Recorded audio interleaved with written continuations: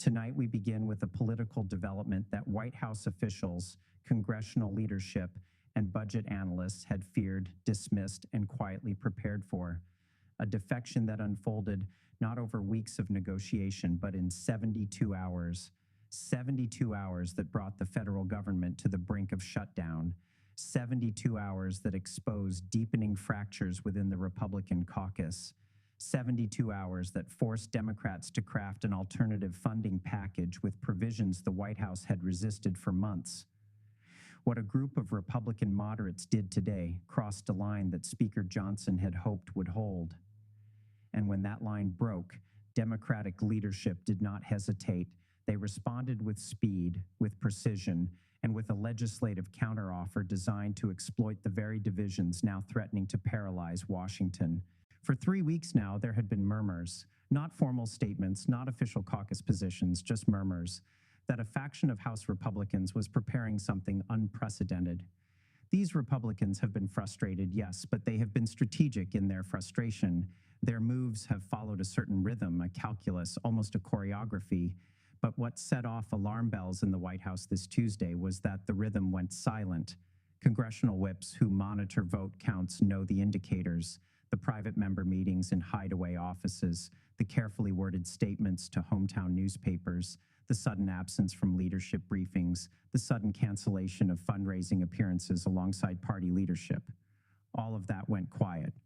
And whenever moderate Republicans go quiet during a budget fight, it means something is about to get loud. The signals had been building since the previous continuing resolution expired without a long-term replacement. Republican leadership had attempted to pass a clean stopgap measure, a straightforward extension of current funding levels through March, a bill they believed could unite their fractious conference. But the Freedom Caucus demanded cuts. The moderates demanded stability. The defense hawks demanded increased Pentagon spending, and a handful of appropriations veterans demanded a return to regular order, refusing to support yet another short-term patch. Speaker Johnson found himself in an impossible position, attempting to satisfy factions with fundamentally incompatible demands, all while the clock ticked toward a Friday midnight deadline that would shutter federal operations.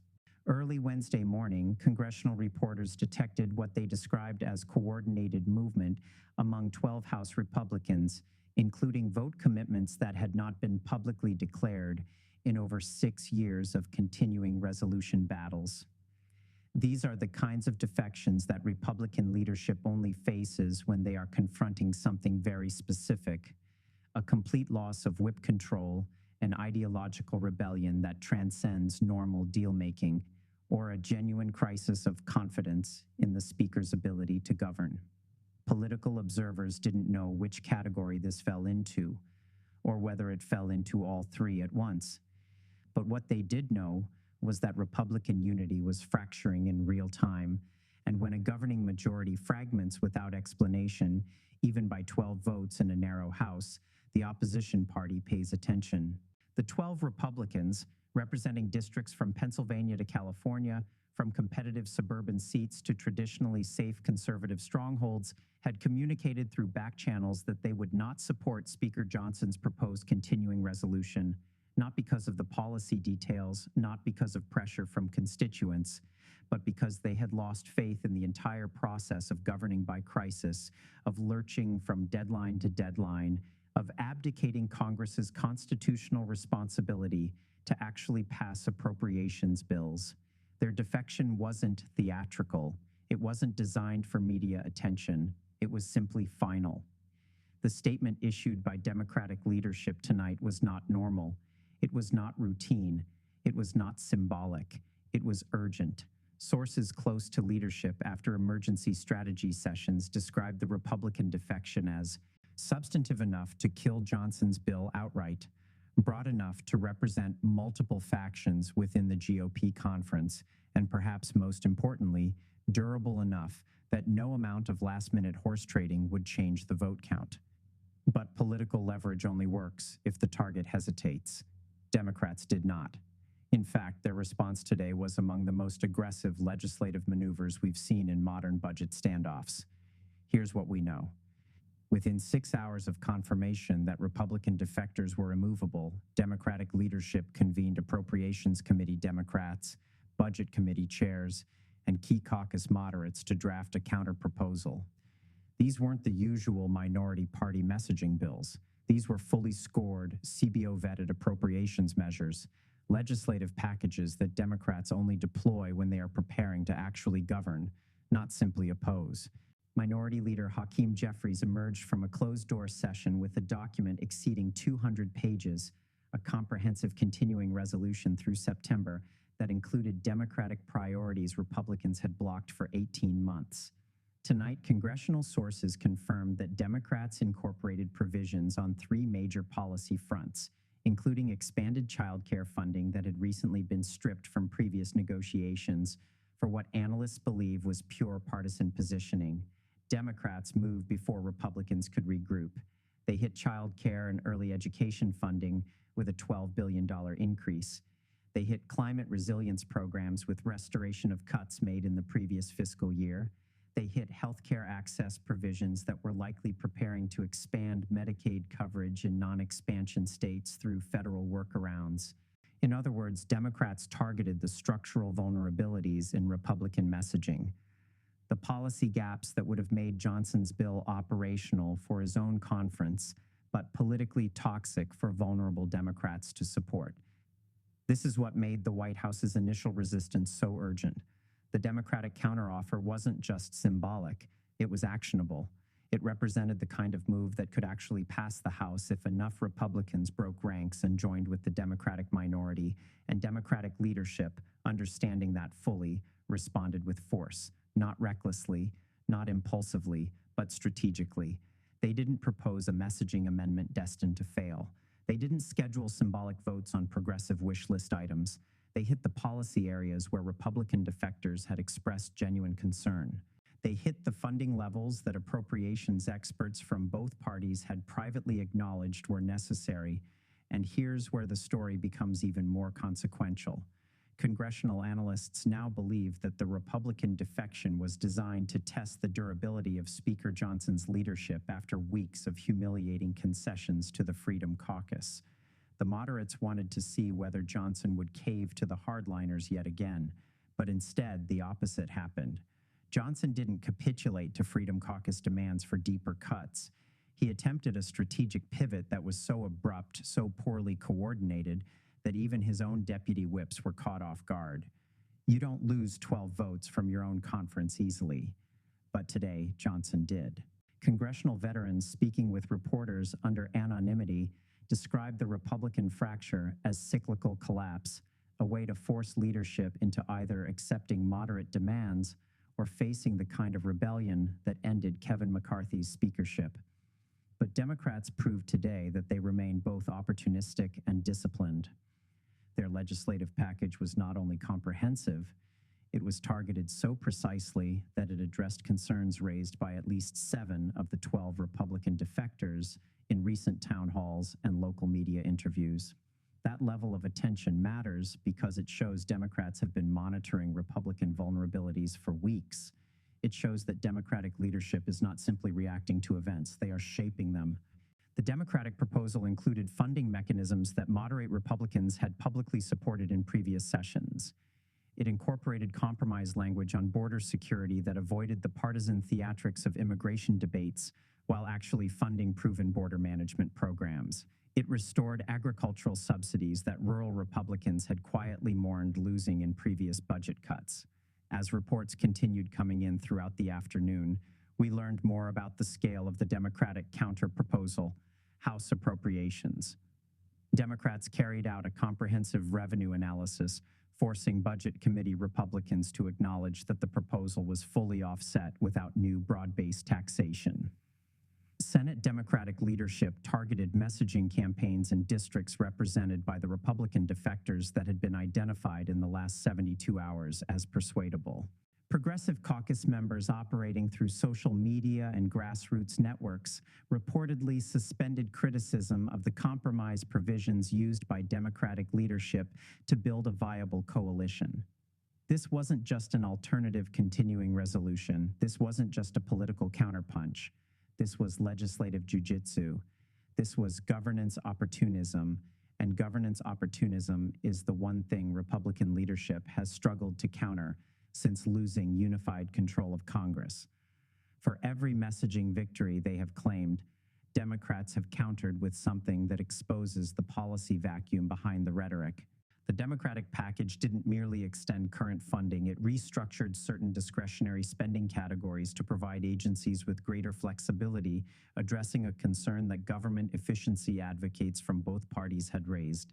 It included provisions to accelerate infrastructure spending already authorized but delayed by bureaucratic obstacles. It created pilot programs for federal-state partnerships that conservative governance reformers had long championed. Remember, Republican leadership thought they could maintain unity through sheer partisan discipline. They thought the threat of a government shutdown would force their own moderates into line. They thought Democrats would be too divided between progressives and centrists to craft a viable alternative. But tonight, the exact opposite is happening. Republican unity is collapsing under the weight of its own contradictions. The shutdown threat is driving their moderates toward bipartisan solutions. Democrats have temporarily suppressed their internal divisions to exploit Republican weakness. The pattern is familiar to anyone who studied the budget battles of 1995, 2013, and 2018. A narrow majority attempts to govern through brinksmanship. Internal factions discover their leverage. The minority party, initially scattered, finds cohesion in opposition. And suddenly, the supposed majority is begging for votes it thought it would never need.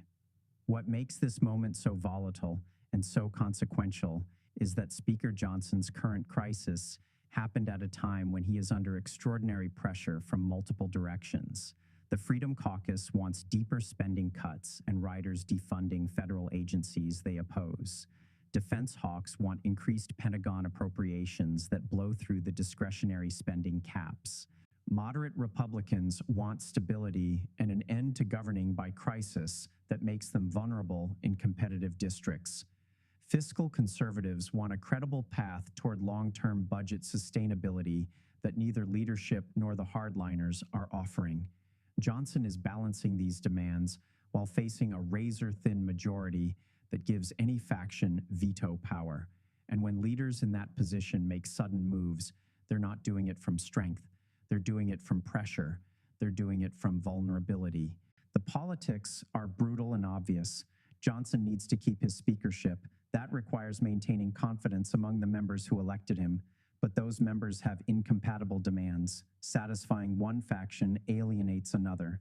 And with a margin of error measured in single digits, there is no mathematical path to success that doesn't involve either bipartisan cooperation or complete capitulation to whichever faction is willing to blow up the entire process. The White House's statement, now circulating among congressional offices and media outlets, was designed to signal that the administration is not willing to allow a shutdown driven by Republican infighting. Senior officials said plainly that the Republican leadership's approach was inconsistent with the basic requirements of fiscal responsibility and continuity of government. That is diplomatic language for get your house in order or we'll work with whoever can actually pass a bill. You don't usually hear that tone from a White House addressing its opposition unless something serious is at stake. The statement went further, noting that essential services affecting millions of Americans, from food safety inspections to air traffic control to veteran health care, cannot be held hostage to internal party disputes that have nothing to do with the legitimate policy differences that should characterize budget negotiations. That language matters. It frames the shutdown threat not as a principled policy debate, but as a failure of basic governance. It gives political cover to any Republican willing to vote for a bipartisan alternative, and it puts the White House on record as willing to support whatever viable path emerges to keep the government functioning. Meanwhile, Democratic leader Hakeem Jeffries addressed the House Democratic Caucus in a forceful, pointed speech tonight. He said, "We were elected to govern, not to watch the other side implode while the country suffers." He said, "If Republicans cannot find the votes within their own conference, we are prepared to provide a responsible path forward." And he said, "This is not about political advantage. This is about meeting the basic obligations of congressional leadership. when the majority has proven incapable of doing so. These are not rhetorical flourishes. These are statements from a caucus that understands just how high the stakes have become. Jeffries has been in leadership long enough to recognize rare moments when the minority party can actually shape outcomes rather than simply react to them. His tone tonight was not triumphant. It was sober, almost grave, because what Democrats are attempting is genuinely difficult. Constructing a coalition that includes their entire caucus plus a sufficient number of Republicans to reach 218 votes, all while the clock runs toward a deadline that will shut down the government if they fail. Here's what makes the situation even more concerning. The Republican defection wasn't isolated, along with the 12 House members who publicly committed to voting against Johnson's continuing resolution. Senate Republicans also signaled deep reservations about the House approach, with at least 4 members indicating they would not support the House bill even if it somehow passed. Republican governors in 6 states issued statements calling for stable federal funding without the brinkmanship that creates uncertainty for state budget planning.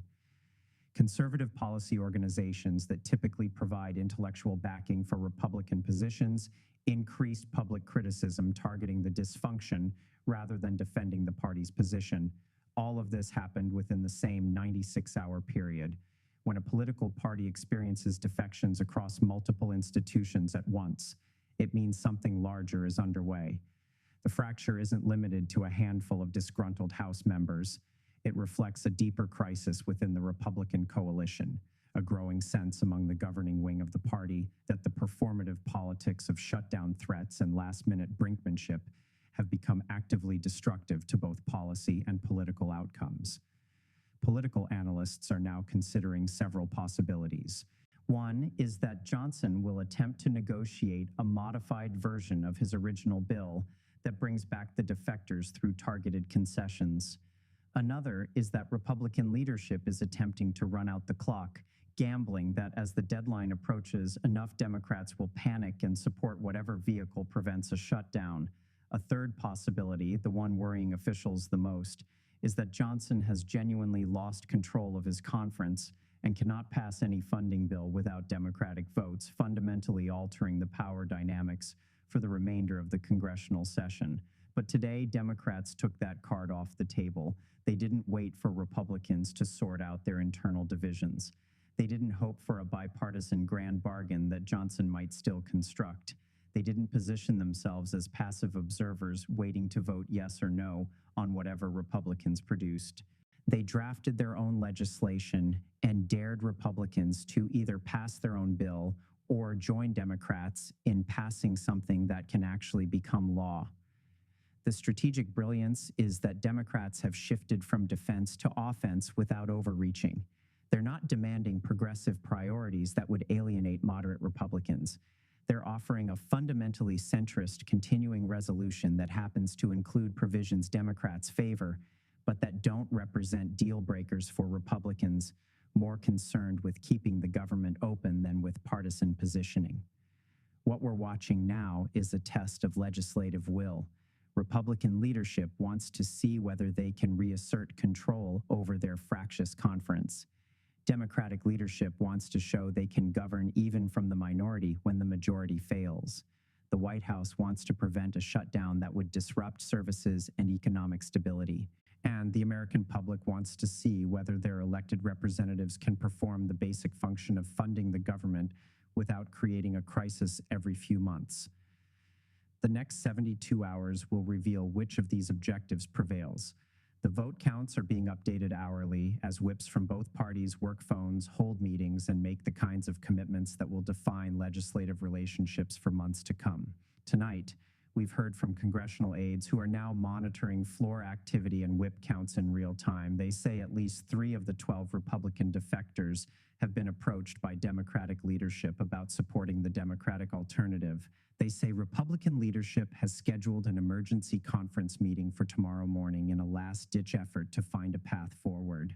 And they say Johnson's decision to initially pursue a partisan continuing resolution is likely part of a broader strategy intended to satisfy the Freedom Caucus enough to maintain their support for his speakership, even if the immediate bill fails. But Democratic leadership is not waiting to see whether Johnson can recover. In fact, Democrats are accelerating their timeline. Their response today, disciplined, substantive, and strategically calibrated, sent a message to Republican defectors that a viable alternative exists if they're willing to cross party lines. And it sent a message to the White House that congressional Democrats are prepared to lead if Republican dysfunction continues. Jeffries has reportedly been in direct contact with at least 5 of the Republican defectors, not to pressure them, but to listen, to understand what provisions would make a bill supportable, to identify the policy priorities they've been unable to advance within their own caucus, to build the kind of legislative relationships that make bipartisan governance possible when partisan governance fails. As the week continues, we expect more details to emerge about what exactly Republican leadership hoped to achieve with their initial approach. But what we do know is that the Democratic counterproposal was timely. It provided political cover for Republicans looking for an exit from an untenable position. It demonstrated that Democrats have done the substantive policy work necessary to govern, not just oppose. And it shifted the narrative from Democrats blocking Republican bills to Democrats offering solutions while Republicans fight among themselves. What happens next will depend on what Republican leadership does in the next 48 hours. If they can reunify their conference and pass their own continuing resolution, this moment will be remembered as a close call that ultimately strengthened Johnson's hand by forcing him to confront his internal opposition. If they cannot, Democrats have already shown they are positioned to provide the votes necessary to avert a shutdown. They have shown they are ready to respond. The legislative mechanics are straightforward, but the politics are complex. For Democrats to pass their bill, they need unanimity within their own caucus. Never a guarantee when progressives and moderates have different priorities, plus somewhere between 5 and 15 Republicans depending on attendance and any last-minute defections. That's a narrow path, but it's a real path. And the fact that it exists at all represents a dramatic shift in the power dynamics that have defined this Congress. And tonight, for the first time in this congressional session, Speaker Johnson appears to be genuinely vulnerable. His office is quiet, too quiet, and when Republican leadership goes quiet during a budget crisis, it means they are calculating their options. It means they are choosing their next move carefully. Because tonight, Johnson learned something that has ended speakerships before.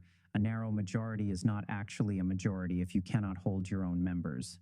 Leadership authority is not granted by title, but by the consent of the members you are supposed to lead. And when that consent evaporates, no amount of tactical maneuvering can restore it. This story is far from over. But tonight, one thing is clear. The assumption that Republicans could govern alone with their narrow majority has collapsed. The leverage has shifted to whoever can actually assemble 218 votes, regardless of party. And Democrats, for the first time in months, are positioned not as obstructionists, but as the potential solution to a crisis of Republican leadership's own making. And we will be here watching every detail as the next phase unfolds.